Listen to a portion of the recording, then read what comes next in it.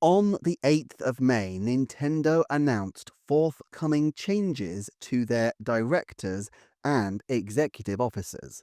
This isn't unusual around this time, and last year had several additions to the directors geared particularly to making them compliant with the new government regulations that Japanese boards of directors have 25% limit.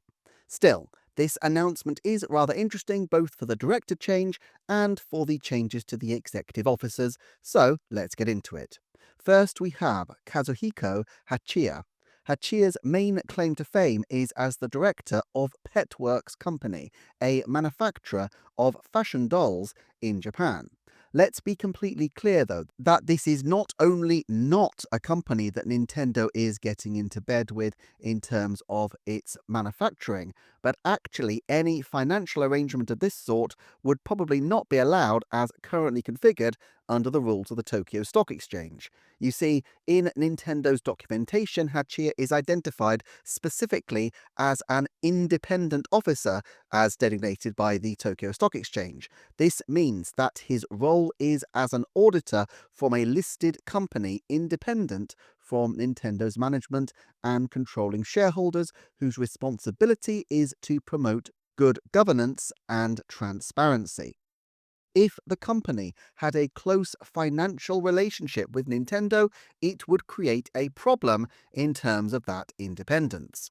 All that said, it is obviously of interest to Nintendo that its auditors are familiar with companies that are in related fields to their areas of interests so they can offer the best advice. Another outside director, Miyoko Deme, has a background for jewelers Tiffins and Company, and it would seem unlikely that her detailed knowledge of the complexities of sourcing and managing rare metals wouldn't have been potentially extremely useful to Nintendo as the Switch 2 was being finalized and manufacture was ramped up. As far as this appointment of Hachia goes, clearly expertise in doll manufacture is pertinent to Nintendo's interests and provides expertise that may not already be present within the company and director structure at present. Expertise that may be more specifically enumerated when the documentation around the appointment comes out in June, but fundamentally Petworks is a very different company in terms of its remit from Nintendo's interests in doll manufacture. Nintendo subcontracts its doll manufacture to a whole range of different toy manufacturers. They have big contracts with Jax in the USA, for example. Having an independent eye on things with some experience in the business is clearly relevant. Plus, Hachia-san has been a professor in the Department of Intermediate Art at the Tokyo University of the Arts since 2021, and since 2023 has been a director of the Art Media Center there, although it doesn't seem all that impressive if you look on their website. Clearly, having links to universities where budding digital art students are potentially looking for work is likely to be of interest. Nintendo is hiring extensively and tends to have people work at their company for a long time, especially in a culture like Japan's, where firing people is neither easy nor perceived to be strategically optimal, and the country actually has rather underhand methods of trying to shame people out of positions rather than outright firing them. It is far better for Nintendo to get the right appointments first time, and so being connected into university campuses can only be a good thing. Nintendo Life has spotted that Achia has a YouTube page which contains some interesting content in Japanese, including interviews with artists, as well as models and designs, presumably of his own. Further to this, we have the appointment of two new executive officers. I have deep dived the Nintendo executive officers previously, and essentially Nintendo has three gradations of senior management: the senior executive officers who are also directors, the senior executive officers yet to be directors, and just the regular executive officers. Subject to board approval, Nintendo will soon add to their executive officer list Juro Takeuchi, who was in the Sales Strategy Office in 2006, and according to Moby Games, has a special thanks credit on a Japanese 3DS game linked to the 17th Pokemon movie. His role, as stated by Nintendo, is as Senior General Manager of the Marketing Division, and of course the timing makes sense, as Nintendo wants to secure its top marketing team as they prepare to deliver on what I am sure will be a long-developed strategy for the launch of the Nintendo Switch 2. More curious in some ways is Koji Miyake, who has three different roles listed: Senior General Manager of the Corporate Analysis and Administration Division, Senior General Manager of the Human Resources Division, Senior Director of the President's Office.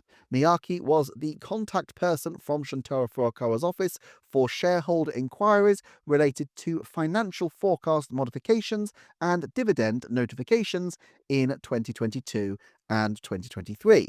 He was previously appointed as the chairman and CEO of Nintendo Europe GmbH in July of 2018, the German-based branch of Nintendo Europe, and seems to have been the main point of contact in the merger of the European branches into a single Nintendo of Europe in 2022. Evidently, Miyake has been at the heart of Nintendo's corporate life for some time, and so this seems like a natural promotion. This gives us a new and revised list of all of the core people at the top of Nintendo's management structure. I did a video last year surveying these people, and I may cycle back to do a fuller deep dive to bring us up to date when time allows, but this couple of dozen people is a real mix of individuals from long-time game developers like Super Mario Bros. Head honcho Takashi Tezuka to people completely external of the company. One final matter that Nintendo have notified investors about, and this is that Chris Maledondri of Illuminations, who of course made the Super Mario Bros. Movie, will be reappointed as an outside director in 2025, although he will not be classed as independent because of his financial stake in the company through the movies. This isn't really a change and is just a notification that he will be continuing to advise the company in this role as he has been doing for a couple of years now. Still, they are very specific about the limits of this connection, which is understandable for legal reasons, but also telling given their broader film goals, which include other partners such as Avi Arad, who is producing the Zelda movies. The document says, in the production of this new movie, there is no transfer of funds or permission given for the use of intellectual property rights between Illumination Entertainment and the company group, nor is there a business relationship between Mr. Chris Maledondri and the company in which he is influenced by our intentions or we are influenced by his. I will have more videos when time allows concerning the financial results of the company for the final quarter of the 2024 to 2025 fiscal year, and reviewing any other statements from Shuntaro Furukawa or the board.